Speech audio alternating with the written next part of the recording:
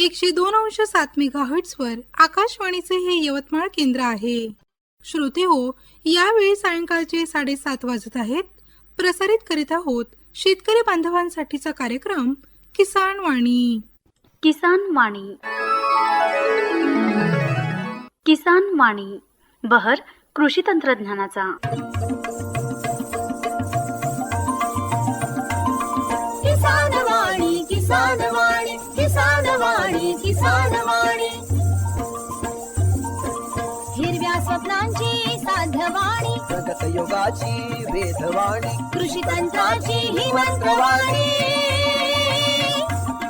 किसान वाणी, किसान वाणी, किसान वाणी, किसान वाणी. सफल शेतीची भाष्यवाणी, पेरन काढन सांगे वाणी, शेती सुखाची आधारवाणी. किसान वाणी. शेतकरी बंधू भगिनींनो नमस्कार. किसान वाणी या समस्त कास्तकार बंधू आणि भगिनींसाठीच्या कार्यक्रमात आपण सर्व शेतकरी बंधू भगिनींचं कार्यक्रमात मनपूर्वक स्वागत आणि सोबतच भावना कांबळेचा सस्नेह नमस्कार. प्रधानमंत्री शेतकरी मानधन योजना मिळेल पेन्शनचा आधार, शेतकरी नाराही निराधार, सुखाशी नात जोडले जाई, म्हातारपण खुशाल होई, सुरक्षित होई अन्नदाता, सुरक्षित होई अन्नदाता. प्रधानमंत्री शेतकरी मानधन योजनेनं लघु आणि सीमांत शेतकऱ्यांचं भविष्य होईल सुरक्षित. आणि 60 वर्ष वयापासून 3,000 रुपयांची मासिक पेन्शन होईल सुनिश्चित. 55 रुपये ते 200 रुपयापर्यंत मासिक हप्ता देऊन प्रवेश करू शकतात 18 ते 40 वर्ष वयाचे शेतकरी. या अंशदायी योजनेत सरकार देईल बरोबरीचे योगदान. सर्व शेतकरी बंधू भगिनींनी या योजनेच्या लाभाकरिता जनसेवा केंद्रात जावे आणि आपले निशुल्क नोंदणीकरण करावे. प्रधानमंत्री शेतकरी मानधन योजना, अन्नदात्याच्या परिश्रमाचा आधार, पेन्शन त्याचं भविष्य सुरक्षित साकार. कृषी आणि शेतकरी कल्याण मंत्रालयातर्फे जनहितार्थ जारी. मंडळी, कार्यक्रमाला लगेचच सुरुवात करूयात आणि सुरुवातीला ऐकूयात कृषी उत्पन्न बाजार समिती यवतमाळ येथील दैनिक बाजारभाव. सोयाबीन 4,700 ते 5,355 रुपये प्रति क्विंटल, तूर 6,800 ते 7,500 रुपये प्रति क्विंटल, हरभरा 5,000 ते 5,120 रुपये प्रति क्विंटल आणि गहू 2,195 ते 2,320 रुपये प्रति क्विंटल. तर शेतकरी बंधू भगिनींनो, हे होते कृषी उत्पन्न बाजार समिती यवतमाळ येथील दैनिक बाजारभाव. शेतकरी बंधू भगिनींनो, कार्यक्रमात यानंतर ऐकूयात एक महत्त्वाचं निवेदन. शेतकरी बंधू भगिनींनो, हॅलो कास्तकार हा फोन इन कार्यक्रम शनिवार आणि रविवार दिनांक 7 आणि 8 मार्च 2026 रोजी किसान वाणी या कार्यक्रमाअंतर्गत प्रसारित होईल. या कार्यक्रमात आपणही सहभागी होऊ शकता. आपण आपले शेतीविषयक प्रश्न व समस्या विचारा, त्याला तज्ज्ञ, शास्त्रज्ञ आणि अधिकारी उत्तरं देतील आणि त्याचं प्रसारणही केलं जाईल. तेव्हा आपले शेतीविषयक प्रश्न व समस्या विचारा गुरुवार दिनांक 5 मार्च 2026 रोजी दुपारी 3 ते 4 या कालावधीत. तुम्हाला फोन करायचा आहे 07232 245464 या फोन क्रमांकावर आणि म्हणायचं आहे हॅलो कास्तकार. निवेदन संपलं. हर जोखिम से निकल कर फसल आए, सुरक्षित हो जाए, फसल बीमा से हर किसान अब आत्मनिर्भर हो जाए. संकट के समय प्रधानमंत्री फसल बीमा योजना किसानों के लिए वरदान है. अब सूखा पड़े या बाढ़ आ जाए कोई डर नहीं, अब ओले पड़े या कीट पतंगे फसल खा जाए कोई फिक्र नहीं, क्योंकि हमने लिया है प्रधानमंत्री फसल बीमा. बुआई से फसल कटाई तक हर जोखिम का दावा, न्यूनतम प्रीमियम पर अधिकतम भुगतान का वादा. योजना से हर साल जुड़ रहे हैं 5 करोड़ से ज्यादा किसान. अब आपकी है बारी. नजदीकी कृषि कार्यालय, सहकारी समिति, बैंक शाखा, अधिकृत बीमा कंपनी या जन सेवा केंद्र में स्वेच्छा से करा सकते हैं पंजीकरण. फसल बीमा पोर्टल या फसल बीमा ऐप द्वारा भी कराया जा सकता है पंजीकरण. प्रधानमंत्री फसल बीमा योजना, आपकी फसलों का संपूर्ण सुरक्षा कवच. कृषि एवं किसान कल्याण मंत्रालय, भारत सरकार. मंडळी, कार्यक्रमात यानंतर ऐकूयात उन्हाळी तीळ लागवड याविषयी डॉक्टर आशुतोष लाटकर यांची भावना कांबळे यांनी घेतलेली मुलाखत. शेतकरी बंधू भगिनींनो नमस्कार. शेतकरी बंधू भगिनींनो, काही दिवसांनी उन्हाळा सुरू होणार आहे. तर मग या उन्हाळ्यामध्ये आपण अनेक पिकांची, जे उन्हाळ्यात घेण्यात येणारी पिकं असतात, यापैकी अनेक पिकांची लागवड करत असतो. तर प्रामुख्यानं आज आपण उन्हाळी तीळ लागवड याविषयी बातचीत करणार आहोत. या विषयावर संपूर्ण अशी माहिती किंवा इत्थंभूत अशी माहिती सांगण्यासाठी आज आपल्यासोबत आहेत डॉक्टर आशुतोष लाटकर, सहाय्यक प्राध्यापक कृषी विद्या, विभागीय कृषी संशोधन केंद्र यवतमाळ तथा प्रभारी अधिकारी कृषी संशोधन केंद्र यवतमाळ. तर मंडळी, लाटकर सरांकडूनच आपण जाणून घेऊयात की उन्हाळी तीळ लागवड याविषयी. तर सुरुवातीला लाटकर सर, कार्यक्रमात आपलं मनपूर्वक स्वागत. नमस्कार. नमस्कार सर, सुरुवातीला मला सांगा, उन्हाळी तीळ लागवड करताना प्रामुख्यानं आपण नक्की लक्षात ठेवायची कोणती बाब आहे? मॅडम, लक्षात ठेवण्यासारखी यात एक महत्त्वाची बाब म्हणजे आता सर्वसाधारण आपण विदर्भातील परिस्थितीचा एक अंदाज घेता सर्व पिकांचं आपण एक कॉस्ट बेनिफिट रेशो किंवा इकॉनॉमिक्स जर पाहिलं तर काय होतं आहे की कापूस हे आपल्याला एक नगदी पीक आहे, हे खरीप हंगामातील पीक आहे. पण उन्हाळी हंगामाचा जेव्हा आपण विचार करतो, आपल्याला मुख्य करून 2 कारणं आपल्यापुढे उभे राहतात. सर्वप्रथम म्हणजे त्याचं इकॉनॉमिक्स काय येईल, म्हणजे पैसे किती मिळतील, जे ते नगदी पीक आहे किंवा नाही, आणि दुसरं गोष्ट म्हणजे पाण्याची उपलब्धता. ह्या 2 गोष्टींचा जर आपण ताळमेळ बसवत असेल तर आपण नक्कीच उन्हाळी पीक कोणतंही असो ते आपण यशस्वी करू शकतो. मग याच्यामध्ये ह्या दोन्ही याचा जर वापर आपण केला तर तीळ हे एक असं पीक आहे की जे उन्हाळी भुईमुगाला नक्कीच हे पर्याय पीक ठरू शकतं. त्यामुळं ज्या शेतकऱ्यांकडे पाण्याची उपलब्धता थोडीशी कमी प्रमाणात आहे की त्या शेतकऱ्यांनी मात्र हा उन्हाळी भुईमुगाला बगल देऊन उन्हाळी तीळ हे जर पीक निवडल्यास त्यांना नक्कीच फायदा होणं अपेक्षित आहे. त्याच्यामुळं उन्हाळी तीळ या पिकाची जर त्यांनी निवड केली उन्हाळी हंगामासाठी शेतकऱ्यांनी, तर हे कमी कालावधीमध्ये अतिशय चांगलं उत्पादन देणारं पीक ठरू शकतं. अगदीच महत्त्वाची माहिती सांगितलीत सर आपण. सर, मला काय वाटतं की शेतकरी बांधव काय करतात की सरसकट जी जमीन त्यांच्याकडे उपलब्ध आहे, म्हणजे आता शेती तर दुसरी वेळेवर ते घेऊच शकणार नाही, पण नक्की कोणत्या जमिनीमध्ये, कोणत्या प्रकारच्या मातीमध्ये हे तीळ पीक चांगल्या प्रकारे येऊ शकतं, काय सांगाल याविषयी? तर आपल्या विदर्भाच्या जमिनीचा एक अभ्यास केला असता, मुख्य करून यवतमाळचाही जर आपण अभ्यास केला असता, तर सर्वसाधारणपणे एक 30 ते 40% जी जमीन आहे ती निचऱ्याची जमीन आपल्याला यवतमाळ जिल्ह्यामध्ये सुद्धा दिसून येते. या पिकासाठी आवश्यक असणारी जमिनीचं घटक एकच आहे की या पिकासाठी खोलवर जमिनीची आवश्यकता नाही आहे. म्हणजे ज्या शेतकऱ्यांकडे हलक्या जमिनी आहेत किंवा मध्यम प्रकारच्या जमिनीसुद्धा आहेत, तो शेतकरीसुद्धा या तीळ या पिकाची निवड करू शकतो. म्हणजे याची एक आहे की याला फक्त एक निचरा होणारी जमिनीची आवश्यकता आहे, ना कोणत्याही खोल मातीची आवश्यकता असते, ना अति उथळ जरी असेल तीसुद्धा या पिकास उपयुक्त ठरते. असं याच्यामध्ये कोणतंच बंधन नाही आहे की बाबा खोल प्रकारची किंवा काळ्या प्रकारची जमीन आवश्यक आहे.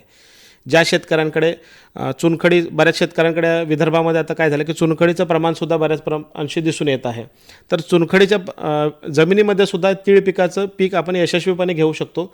त्याला काही रेमेडियल मेजर आपल्याला घ्यावे लागतात. ते जर आपण केलं तर तीळ हे हलकं जमिनीवर येणारं पीक आहे. त्यामुळं त्या जमिनीवरती सुद्धा आपण तीळीसारखं हे पीक आपण नक्कीच घेऊ शकतो. सर, मला सांगा की तुम्ही यापूर्वी बोलताना सांगितलं की पाणी व्यवस्थापन करणं तीळ या पिकासाठी म्हणजे अतिशय जिकरीचं काम आहे. म्हणजे त्यासाठी आपण चांगल्या प्रकारची काळजी घ्यायला पाहिजे. नक्की पाणी व्यवस्थापनामध्ये कोणत्या प्रकारची काळजी घ्यायला पाहिजे किंवा आपण पाणी कधी कधी द्यायला पाहिजे तीळ पिकाला, याबद्दल काय सांगाल? आता हे तीळ पीक जर बघितलं तर सर्वसाधारण तीळ पिकासाठी एक साधारणतः फक्त 250 मिलीमीटर ते 450 मिलीमीटर पाण्याची आवश्यकता असते पूर्ण त्याच्या कालावधीमध्ये. आणि जर मगाशीच मी म्हणालो की उन्हाळी भुईमुग जर आपण पीक घेत असेल तर उन्हाळी भुईमुगाला 450 ते 550 किंवा 600 मिलीमीटर पाण्याची आवश्यकता असते. म्हणजे नक्कीच थोडंसं अधिक पाण्याची आवश्यकता असते. तीळ पिकास हे कमी 250 ते 450 मिलीमीटर पाण्यामध्ये येतं. हा पहिला मुद्दा. आणि दुसऱ्या घटकामध्ये याच्यामध्ये जर बघितलं तर याच्या काही उन्हाळीच्या ज्या जाती आहेत त्या 90 ते 95 दिवसामध्येच तयार होणार आहेत. आणि पिकाच्या संवेदनशील अवस्था जर पाहिल्या तर पहिल्यांदा एक उगवणवेळी पाणी याला आवश्यक असतं, दुसरं फुलोऱ्याच्या वेळेस, आणि तिसरं म्हणजे बोंड्या भरण्याच्या कालावधीमध्ये. अशा 3च संवेदनशील अवस्था आहेत. जर म्हणजे एखाद्या शेतकऱ्याकडे 3 पाण्याची जरी व्यवस्था झाली तर ते 3 पाण्यामध्ये सुद्धा तीळ हे अतिशय चांगल्या प्रकारचं उत्पादन देऊ शकतं. उन्हाळ्यामध्ये एक आणि मगाशी एक मी बोलताना हाही म्हणालो की हलक्या प्रकारची जमीन, म्हणजे जमिनीच्या मगदुरानुसार सुद्धा पाण्याचे पाळे ह्या कमी अधिक प्रमाणात होऊ शकते. जर एखाद्याची खोल प्रकारची काळी जमीन असेल तर त्यामध्ये पाण्याचा जो काही इंटरवल कालावधी जो ठेवायचा आहे तो सर्वसाधारणपणे 12 ते 15 दिवसाच्या इंटरवलनंतर त्याला पाणी देण्याची आवश्यकता असते. आणि ज्याची एकदमच उथळ प्रकारची जमीन आहे त्याला 10 दिवसाच्या अंतराने त्याला पाणी देण्याची आवश्यकता असते. अगदीच महत्त्वाची माहिती सांगितली सर. सर मला वाटतं की तिळाच्या जाती या नक्की कोणत्या कोणत्या चांगल्या जाती आहेत आणि त्या शेतकरी बांधवांना कुठे उपलब्ध होतील याबद्दल थोडक्यात माहिती सांगा सर. ठीक आहे. आता तीळ पिकाचं एक पाहतं की वेळेवरती लागवड करणं हे अतिशय महत्त्वाचं असतं याच्यामध्ये. तर तीळ पीक काय मी मगाशी म्हणालो की तीळ हे एक असं पीक आहे की कमी कालावधीमध्ये सुद्धा येऊ शकतं. तर याच्यामुळे काय आहे की तीळ पिकाची लागवड करण्याचा जो कालावधी आहे तो हा फेब्रुवारी महिन्याचा पहिला 15 आहे.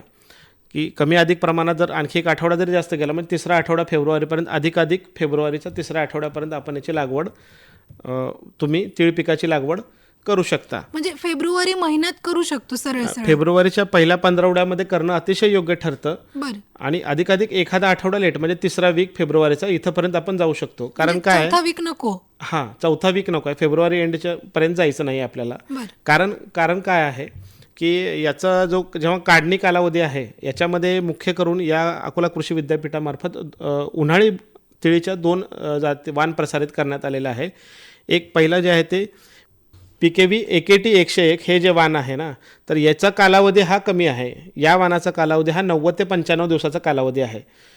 आणि जर तुम्हाला थोडंसं अधिक उशिरा पेरणी करायचं आहे म्हणजे फेब्रुवारी 15 एंडला किंवा तिसऱ्या आठवड्यापर्यंत, तर या प्रकारच्या वाणाची आपण निवड करावी की जेणेकरून याचा कालावधी कमी आहे. आणि दुसरं जे आहे ते अकोला कृषी विद्यापीठामार्फतच नागपूरवरून प्रसारित झालेलं PKV NT 11 हे जे वाण आहे तर याचा कालावधी आहे तो हा 100 ते 105 दिवसाचा कालावधी आहे. तर 100 ते 105 दिवसाचा कालावधी म्हणजे सर्वसाधारण हा जवळजवळ मे महिन्यामध्येची काढणी जाते, मे महिन्याच्या सुरुवातीपर्यंत, एप्रिल एंड किंवा मे. मग या परिस्थितीमध्ये काय असतं की याची काढणी करताना जी वाळलेली बोंड आपण एकत्र करून ठेवतो, पण काढणी वेळी जर पाऊस आला तर याच्या जर भरलेल्या बोंडांवरती जर तो पाऊस पडला तर याचे बियाणं अतिशय बारीक असतं आणि काढणी वेळेस ते मोठ्या प्रमाणात नुकसान घडून येतं. त्याच्यामुळं शेतकरी बंधूंनी काळजी घेणं आवश्यक आहे की याची पेरणी शक्यतोवर पहिल्या 15 आटपणं हे योग्य ठरतं. आणि हे जे 2 मी वाण सांगितले PKV AKT 101 हे 90 ते 95 दिवसात तयार होणारं वाण आहे. आणि दुसरं PKV NT 11 हे 100 ते 105 दिवसात तयार होणारं वाण आहे. या वाणांचा वापर शेतकरी बंधूंनी करावायचा आहे. नक्कीच सर. सर मला सांगा की लागवडीचं जे अंतर आहे ते किती ठेवायला पाहिजे? नक्कीच मॅडम. जसं आपण बऱ्याच वेळेस म्हणतो की काय आपण एखाद्या पिकाचं चांगलं उत्पादन घ्यायचं आहे किंवा अधिक उत्पादन घ्यायचं आहे तर त्याची सुरुवात होते की बियाणापासून कोणत्या प्रकारचं बियाणं वापरायचं, बियाणाचं मी सांगितलं. आणि त्याच्यानंतर मुख्य करून असतं की जे लागवड अंतर, कोणत्या लागवड अंतरावरती त्याची लागवड करावायची आहे, कधी करावायची आहे. आणि शेतकरी बंधूंनी मला वाटत नाही की एक वेगळं सांगायची गरज आहे की सर्वप्रथम आपल्या जो आपण 4 वर्षापासून मागे आपण राबवतो तो म्हणजे काय, बीज प्रक्रिया करणं सर्वात महत्त्वाचं ठरतं शेतकऱ्यांनी. इथं शेतकरी बंधून एक लक्षात घ्यावं की बीज प्रक्रिया करूनच आपली पेरणी करायची आहे. आणि याला बियाणाचं प्रमाण किती लागतं तर उन्हाळी तीळ आहे, उन्हाळी तीळसाठी बियाणाचं प्रमाण थोडंसं अधिक आहे. हे सर्वसाधारण 3 ते 4 किलो प्रति हेक्टरी बियाणं वापरायचं आहे उन्हाळी तीळसाठी. पण हीच जेव्हा तीळ तुम्हाला खरीप हंगामामध्ये किंवा अर्धरब्बी हंगामामध्ये जेव्हा लावायचे आहे तर त्या परिस्थितीमध्ये याचं बियाणंच तुम्हाला 1 ते 2 किलो प्रति हेक्टर लागतं. पण इथं शेतकरी बंधूंनी काळजी घेणं आवश्यक आहे की जेव्हा आपण उन्हाळी हंगामामध्ये येतो तर यावेळेस आपल्याला तिळीचं बियाणं थोडंसं अधिक लागतं की ते 3 ते 4 किलो प्रति हेक्टर इतकं बियाणं त्यांनी वापरायचं आहे बीज प्रक्रिया करून. 2 ओळीतलं अंतर हे शेतकरी बंधूंनी 1 फूट ठेवायचं, म्हणजे 30 सेंटीमीटर 2 ओळीतलं अंतर ठेवायचं आहे. आणि याच्या पेरणी करताना एक काळजी घेणं आवश्यक आहे की तिळीचं बियाणं सर्वांना शेतकरी बंधूंना परिचयाचं आहे की ते म्हणजे अतिशय बारीक बियाणं असतं. त्याच्यामुळं जे काही शेत आपण तयार करतो त्याच्यामध्ये पेरणीपूर्वी त्याला वखराच्या 2 पाळ्या द्यायच्या आहेत जेणेकरून एक भुसभुशीत बेड त्याचा तयार होईल. आणि एक पाणी द्यायचं आहे, हलकं पाणी द्यायचं आहे. आणि हलकं पाणी देऊन जमीन जेव्हा वापशावर येईल 2 दिवसानंतर, पाणी दिल्यानंतर 2 ते 3 दिवसानंतर वापशावर येईल, ती वापशावर आल्यानंतरच शेतकरी बंधूंनी हे तिळीची लागवड करायची आहे. सर मला सांगा की तीळ या पिकामध्ये आपण आणखी कोणतं आंतरपीक घेऊ शकतो? कसं आहे की तीळ या पिकामध्ये उन्हाळी हंगामामध्ये आंतरपिकाची आपण शिफारस करत नाही आहे, पण जर तीळ हे पीक आपण खरीप हंगामामध्ये जर आपण घेत असेल तर खरीप हंगामामध्ये याचं उडीदसोबत आपण आंतरपीक उडीद या पिकासारखं आंतरपीक आपण उन्हाळी तीळमध्ये आपण घेऊ शकतो. किंवा अर्ध रब्बी हंगामामध्ये जर घेत असेल तो सप्टेंबर महिन्यामध्ये त्याची लागवड असते, तर त्यावेळी करडई या पिकासोबत आपण त्याचं आंतरपीक म्हणून आपण त्याचा अंतर्भाव करू शकतो पिकांचा. बरं सर, तीळ या पिकावर नक्की कोणकोणते किडी येतात आणि कोणती रोग येतात? तीळ पिकावर येणारे मुख्य किडी म्हणजे गादमाशी नावाची एक मुख्य किडी त्याच्यावरती आपल्याला दिसून येते की ती काय करते की फुलाच्या आतील भागात ही माशी जी असते ती अंडी घालते आणि त्याच्यातल्या ज्या आळ्या असतात त्या बाहेर पडून फुलं पोकारतात. आणि गादमाशी आल्यामुळं काय होतं की तो एक भाग मोठासा फुगीर असा भाग तयार होतो आणि त्याच्यामध्ये काय बोंडे भरत नाहीत, ते अशा प्रकारचं होते. मग याचं जे नियंत्रण करायचं असतं आणि सर्वसाधारण याचं नियंत्रण करतेवेळी एक काळजी घेणं आपल्याला गरजेचं आहे की याची फवारणी जी आहे क्विनॉल-फॉस नावाचं जे काही कीटकनाशक आहे याची आपण फवारणी करतो 20 मिली प्रति 10 लिटर. तर हे साधारणतः 45 ते 50 दिवसानंतर याची एक फवारणी आपण जर घेतली तर गादमाशी या किडीचं नियंत्रण होतं. ह्याच्यावर येणारी ही एकच कीड आहे. दुसरं एक आहे की तुडतुडे किंवा पाने गुंडाळणारी अळी ही सुद्धा येऊ शकते. याच्यासाठी सुद्धा आपण रस शोषणाऱ्या किडीचा प्रतिबंध करणारे क्विनॉल-फॉस 20 मिली प्रति 10 लिटर या कीटकनाशकाची आपल्याला फवारणी करायची आहे. या व्यतिरिक्त याच्यावरती कोणताही असा रोग असा मोठ्या प्रमाणात प्रादुर्भाव दिसून येत नाही. सर, तिळासाठी खत व्यवस्थापन कशा प्रकारे करावं? आता खत व्यवस्थापन करताना याला 25 किलो नत्र आणि 25 किलो स्फुरद प्रति हेक्टर इतक्या प्रमाणामध्ये अन्नद्रव्याची आवश्यकता असते. आणि जर आपल्याकडे शेणखत जर असेल तर शेणखत आपण जर पहिल्यांदा 2 गाड्या शेणखत प्रति एकर जर आपण वापरत असेल तर ते नक्कीच चांगलं आहे. खतांचं व्यवस्थापन करताना 25 किलो जे नत्र आहे तर नत्राची ही मात्रा जी आहे ती विभागून द्यायची आहे. 12.5 किलो नत्र प्रति हेक्टर पहिल्या लागवडी वेळेस द्यायचं आहे आणि सोबत 25 किलो स्फुरद पूर्णपणे स्फुरदची मात्रा द्यायची आहे. आणि लागवडीनंतर 30 दिवसानंतर जो राहिलेला 12.5 किलो नत्र आहे 12.50 किलो नत्र तो हप्ता आपल्याला द्यायचा आहे.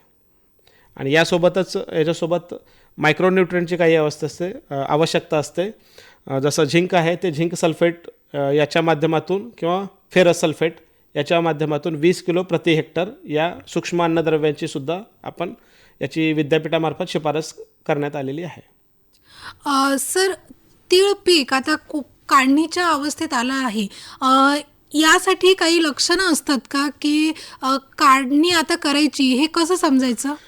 मॅडम नक्कीच. आता कसं हे पीक जेव्हा काढणीसाठी येतं तर इंग्लिशमध्ये आपण म्हणतो की मॅच्युरिटी स्टेजला न जाता फिजिओलॉजिकल मॅच्युरिटीवरती आपण ते काढायचं आहे. या पिकामध्ये सुद्धा हेच करणं आवश्यक असतं. तर सर्वप्रथम लक्षण म्हणजे आपल्याला माहीत आहे की झाडाची पाने पिवळी पडायला सुरुवात होतात. झाडाची पाने पिवळी पडण्यास सुरुवात होते.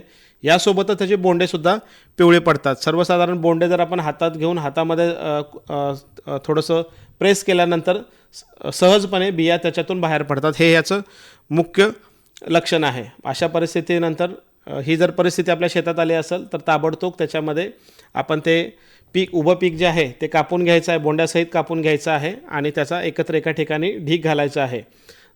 आणि पावसाच्या आधी आपणाला ह्या सर्व गोष्टी करायच्या आहेत.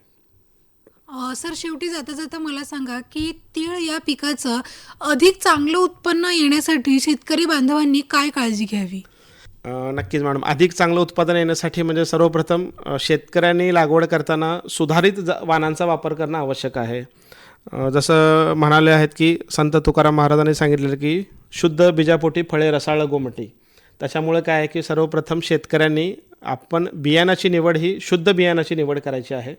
जेणेकरून काय आहे की आपल्याला जे काही उत्पादन मिळणार आहे ते अधिकचं उत्पादन मिळणार आहे. स्थानिक वाणांचा वापर न करता विद्यापीठाने जे सुधारित वाण दिलेले आहे त्यांचा वापर करावा. यासोबत दुसरी काळजी म्हणजे काय, बीज प्रक्रिया करणं हे आवश्यक आहे. तिसरी महत्त्वाचा मुद्दा जर याच्यामध्ये म्हणत असाल तर बीज प्रक्रिया केल्यानंतर पेरणी योग्य वेळेमध्ये पेरणी आणि पेरणी अंतर हे राखणं आवश्यक आहे. आणि चौथी स्टेप याच्यामधले एक शेतकऱ्यांनी करणं आवश्यक आहे ते म्हणजे खतांचा वापर, रासायनिक खतासोबत आपल्याला जे भरखते किंवा शेणखत द्यायचं आहे याचासुद्धा वापर करणे आवश्यक आहे. आणि तीळ या पिकासाठी आणखी एक स्टेप येते त्याच्यामध्ये की वेळेमध्ये काढणी. हे जर आपण करत असलो, कारण काय आहे की उन्हाळी पीक असल्यामुळं मे अखेरमध्ये किंवा एप्रिलच्या अखेरमध्ये वळवाचा पाऊस आपल्याकडे येण्याची शक्यता असते, की त्यामुळे वेळेवरती काढणी हे सुद्धा आपल्याला उन्हाळी पिकांसाठी एक दक्षता घ्यावी लागते. ह्या जर एक पंचसूत्रीचा जर आपण वापर केला की नक्कीच आपल्याला अधिक उत्पादन तीळ पिकापासून मिळू शकतं. सर, एक प्रश्न विचारायचा राहून गेला. तुम्ही बोलताना म्हटलं की सुधारित जातींचा जर आपण व्यवस्थितपणे वापर केला तर तीळ उत्पादनात नक्कीच वाढ होईल.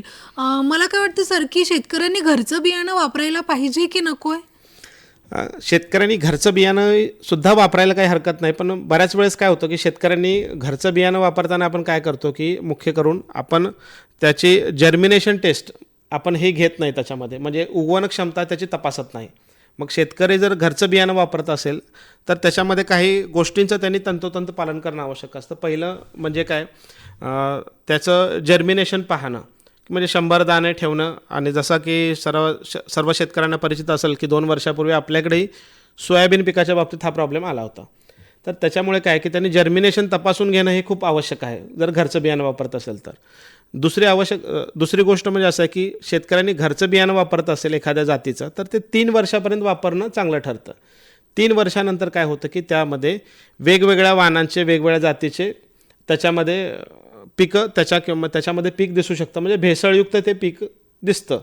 आणि त्याच्यामुळं 3 वर्षापर्यंत आपलं जर घरचं बियाणं असेल तर ते 3 वर्षापर्यंत वापरावं आणि 4थ्या वर्षी त्यांनी हे नवीन बियाणं त्यांनी वापरावं. ही दक्षता जर शेतकरी घेतलं तर तो घरचं बियाणं आपण वापरू शकतो. म्हणजे घरचं बियाणं वापरायला पण हरकत नाही, वापरायलाही हरकत नाही, त्याची जर्मिनेशन टेस्ट घ्यायला हवी. बरं, तर सर आज आपण इथे आलात आणि उन्हाळी तीळ लागवड याविषयी अतिशय इत्थंभूत अशी माहिती सांगितली, त्याबद्दल मी आकाशवाणीच्या वतीने आणि ऐकणाऱ्या सर्व शेतकरी बांधवांच्या वतीने आपले आभार मानते आणि आपला निरोप घेते. धन्यवाद. नमस्कार. धन्यवाद.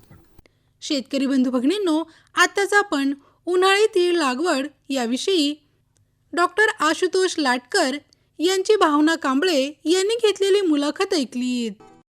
शेतकरी बंधू भगिनींनो, कार्यक्रमात शेवटी ऐकूयात हवामान वृत्त आणि हवामानाचा अंदाज. गेल्या 24 तासातील पर्जन्यमान. गोव्यासह संपूर्ण राज्यात हवामान कोरडे होते.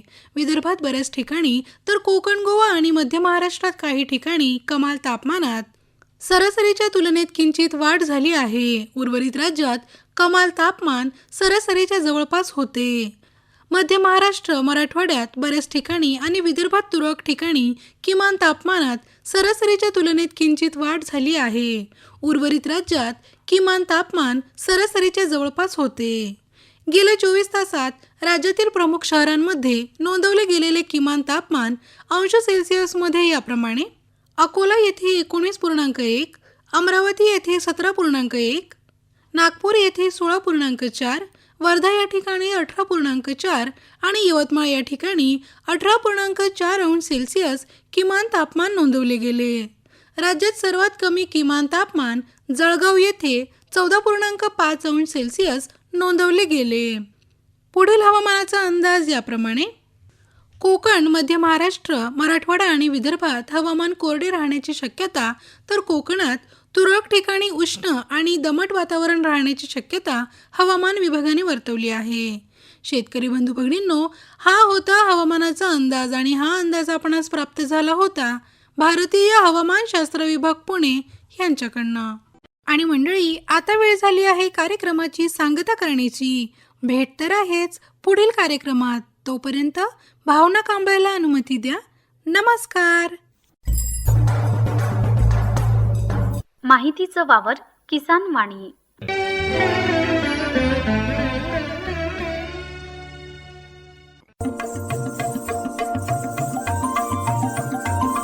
किसान वाणी, किसान वाणी, किसान वाणी, किसान वाणी.